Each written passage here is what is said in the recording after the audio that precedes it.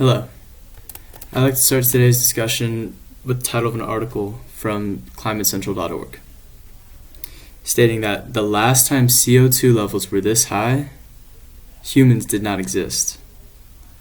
This was an article written in 2013, and the author says that climate scientists at the time feared the health of our planet if we continue to increase our CO2 levels. It's now 2020, and our carbon emissions have been gradually increasing, and our CO2 levels have grown nearly 10% since 2013, according to the government's climate website. The same fear that scientists held in 2013 is held by scientists today, but it's much more real. This is why I believe that the United States should implement a cap-and-trade system in order to limit the CO2 emissions and combat this fear. A cap-and-trade system is the most balanced and the most efficient way to cap these emissions, and it will provide active incentives to participate in reduction efforts. I'm a human just as everyone else is, and I don't want to be part of the reason that this earth is dying. While there is red tape to traverse for this policy to be enacted, the United States should implement this program that restricts CO2 emissions because of the beneficial effects not only on the environment but also the economy. This policy also carries comparative viability of being enacted in the United States. Let's begin with discussing the environmental effects of this policy. So, a greenhouse gas is a category of gases that have a characteristic of trapping heat in the atmosphere. Stated in a study by the EPA, carbon dioxide made up 81% of the emitted greenhouse gases. Therefore, I believe that it should be our number one target when we're reducing emissions. Global warming is one of these consequences of increasing levels of these gases. According to NASA, 19 out of the 20 warmest years on record have occurred after 2001. Warming climates can then lead to more extreme weather and the destruction of inhabitable areas. This can be seen in the United States currently. Wildfires that have been raging for months in California have been a result of a changing climate. These wildfires emit great amounts of carbon dioxide, and winds will carry these pollutants south towards big cities like Los Angeles, a city that already emits nearly 200 million tons of CO2 every year. The result of all this carbon dioxide is smog, which brings me to my next point.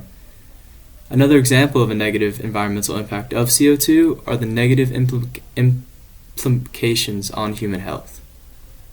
Exposure to large amounts of CO2 has been connected to symptoms like headaches, asphyxia, and even the induction into comas. CO2, along with other greenhouse gases, has caused this smog, and it caused millions to live with respiratory diseases. However, the implementation of a cap-and-trade system will lower CO2 emissions and will be a crucial step in saving the environment and as well as human lives. So let's continue by introducing the economical benefits of a cap-and-trade system. Firstly, this policy will create a completely domestic market. Companies will have a limit on the level of emissions.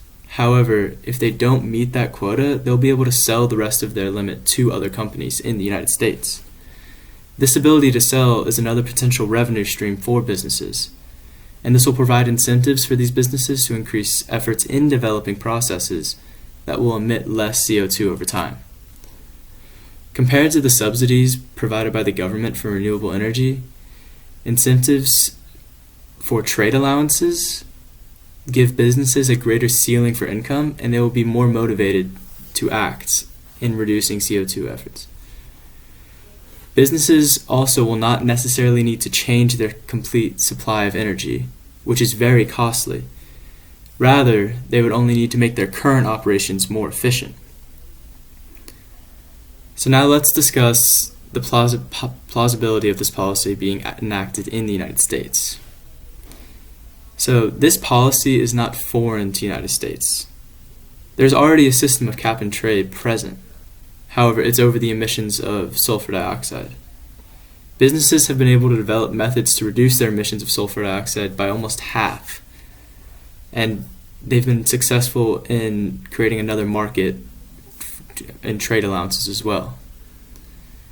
This all started with the acid rain program starting in 1995, utilizing a cap and trade system to limit the amount of sulfur dioxide emitted in the United States energy sector. According to the EPA, this program has brought emissions down to over half of that of 1980. The biggest challenge in implementing this policy is going through massive corporations that primarily emit CO2 because they have significant political influence. These companies that help contribute to the 32.5 billion metric tons of global carbon emissions, according to the United States Geological Survey, don't want to have any part in limiting themselves if that means a loss of profit for them. And this is an obstacle that every policy must endure. However, change does not occur without resistance. And I believe that this system has a better chance of convincing these big businesses due to the economic incentives within the trade portion of this policy. So, while yes, there are obstacles. However, the United States should implement this policy in order to reduce the CO2 emissions because of the beneficial effects on the environment as well as the economy. Setting a limit on the emission of CO2 under this program will help reduce the possibility of worsening global warming, negative health consequences, and these environmental benefits will also come with economic incentives that in total will increase our social welfare.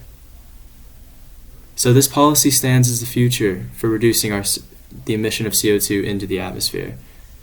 And it also stands to provide all of us a future here on Earth.